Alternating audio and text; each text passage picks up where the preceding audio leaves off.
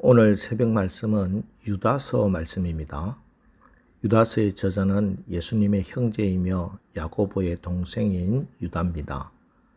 사도행전과 고린도 전서를 보면 유다는 예수님 공생의 당시에는 믿음이 없었으나 예수님께서 부활 승천하신 후 오순절 성령을 체험했고 그 후 복음 전도자로 훌륭하게 사역한 것으로 기록되어 있습니다. 유다서는 교회 내에 침투하여 성도들을 미혹하고 신앙을 혼란하게 하며 공동체를 위협하는 이단자들을 경계하고 믿음의 반석에 굳게 서야 함을 말씀하고 있습니다. 이 이단자들은 지금까지 계속 말씀드렸다시피 영지주의자들입니다. 이들은 예수님의 육체로 오심을 부인하고 영과 육을 분리시키므로 영만 구원받으면 되니까 육체는 어떤 죄를 지어도 된다고 하며 방종과 쾌락으로 성도들을 미혹했습니다. 4절을 보십시오. 이는 가만히 들어온 사람 몇이 있음이라. 그들은 옛적부터 이 판결을 받기로 미리 기록된 자니 경건하지 아니하여 우리 하나님의 은혜를 도리어 방탕한 것으로 바꾸고 홀로 하나이신 주제 곧 우리 주 예수 그리스도를 부인하는 자니라. 경건하지 않고 은혜를 방탕으로 바꾸고 예수 그리스도를 부인하는 자들이라고 말하고 있습니다. 그러면서 오늘 유다는 이런 자들의 특징을 성경에서 나오는 악한 자들의 몇 예를 들어서 설명합니다. 11절 화 있을진저 이 사람들이여 가인의 길에 행하였으며 삭을 위하여 발람의 어그러진 길로 몰려갔으며 코라의 패역을 따라 멸망을 받았도다. 이들은 형제를 미워하여 가인의 길을 행하는 자들이고 돈에 대한 탐욕으로 발람의 길을 걸어가는 자들이고 하나님이 세우신 권위에 도전하다 멸망한 고라의 전철을 밟는 자들이다. 이렇게 말씀합니다. 먼저 가인입니다. 가인은 창세기 4장에 나옵니다. 아담과 하와가 에덴 동산에서 쫓겨난 후 가인과 아벨 두 아들을 낳습니다. 이 두 아들이 하나님께 제사를 드렸는데 하나님은 아벨의 제사는 받으시는데 가인의 제사는 받으시지 않습니다. 그래서 분노한 가인은 동생 아벨을 무자비하게 돌로 쳐 죽이고 인류 최초의 살인자가 되고 말았습니다. 이 가인의 길을 여러 가지로 해석할 수 있습니다만 오늘 새벽은 그 가인의 무자비함에 대해서 살펴보길 원합니다. 인간이 타락해서 하나님을 떠나면서 우리에게 나타난 모습은 하나님이 우리에게 주신 자비를 잃어버린 것입니다. 그래서 인간은 무자비한 성품으로 변했습니다. 자기 동생을 무자비하게 때려 죽인 가인은 바로 타락한 인간의 표본입니다.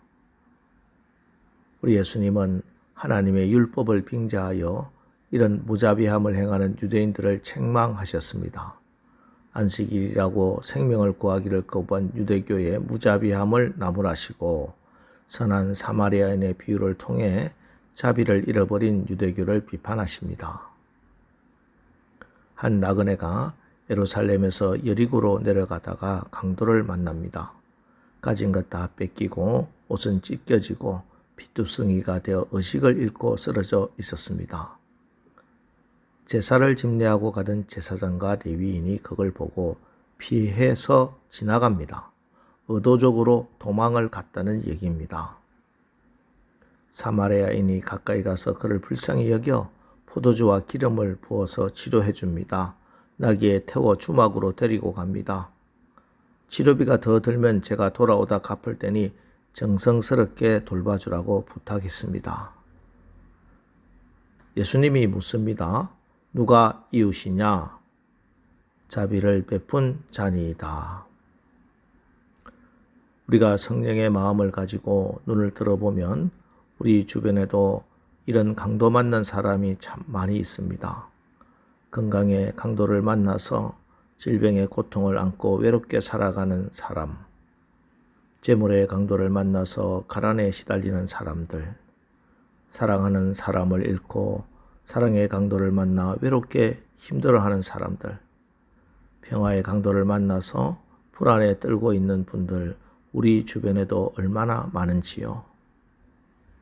그들을 위해서 함께 울어주는 사람, 기도하는 사람, 성령의 마음으로 그들의 신음을 듣고 함께 아픔에 동참하는 사람, 고통당하는 이웃에게 베푸는 작은 친절, 이것이 성령의 열매, 자비입니다. 이들이 가인의 길을 걷지 않는 사람, 하나님의 사람들입니다. 다음에 나오는 사람은 발람입니다. 하나님의 백성들을 의의 길, 생명의 길로 인도해야 할 사명을 가진 선지자가 자기의 사사로운 욕심을 채우기 위해서 하나님의 뜻을 거역하고 하나님의 백성을 멸망의 길로 이끌었던 사꾼 목자, 거짓 선지자의 전형적인 인물이 발람입니다. 우리는 늘 목회와 신앙생활에 있어서 이 발람의 길에 미혹되지 않도록 조심해야 합니다. 물질의 유혹이 얼마나 강한지 예수님도 하나님을 대신할 만큼 큰 힘으로 만몬을 말씀하고 있습니다. 여러분, 우리는 물질이 지배하고 돈이 왕인 세상에서 구원받아서 하나님 나라 백성이 된 사람들입니다. 개가 그 토했던 것에 돌아가고 돼지가 씻었다가 더러운 구덩이에 도로 누웠다 하는 말이 우리에게 응하게 하면 안 됩니다. 돈은 우리를 편리하게 해주는 것은 분명하지만 평안하게 해주는 것은 아닙니다. 돈이 안전하게 지켜주는 것이 아닙니다. 하나님이 우리를 지키고 보호하십니다. 내일을 염려하지 말고 하나님께 맡기십시오. 마태복음 6장 31절 32절 그러므로 염려하여 이르기를 무엇을 먹을까 무엇을 마실까 무엇을 입을까 하지 말라. 이는 다 이방인들이 구하는 것이라. 너희 하늘 아버지께서 이 모든 것이 너희에게 있어야 할 줄을 아시느니라. 물질이 나를 구원하지 못합니다. 하나님의 뜻에 순종하는 것이 가장 확실한 생명의 길입니다. 오늘 하루 발람의 어리석은 길에 서 있는 우리의 어떤 판단 기준이 있다면 당장 중단하시고 돌이켜 주님이 원하시고 말씀하시는 생명의 길로 힘차게 걸어가는 하루가 되기를 축원합니다. 그리고 오늘 마지막 예로 제시된 사람이 고라입니다. 고라는 어떤 자입니까? 민수기 16장에 고라는 레위 자손 중 한 사람인데 모세와 아론의 지위를 탐하여 이스라엘 족장 250명과 다단과 아비람 같은 몇몇 유력한 인사를 충동하여 세력을 형성하고 하나님의 종 모세를 축출하려 했던 인물이 고라입니다. 자기의 욕망을 이루려고 자기의 주장을 추종하는 무리로 파당을 만들어 모세와 아론을 대적했던 인물입니다.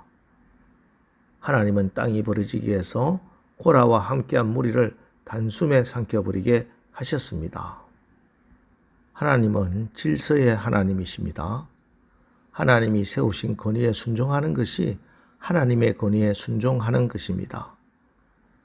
우리 주님이 죽기까지 복종하셨기에 우리가 구원받고 우리가 생명을 얻게 되었습니다. 우리도 마찬가지입니다. 우리가 죽기까지 복종하면 죽을 운명인 우리 가정이 살아납니다. 우리가 죽기까지 복종하면 죽을 운명인 우리 자녀들이 살아납니다.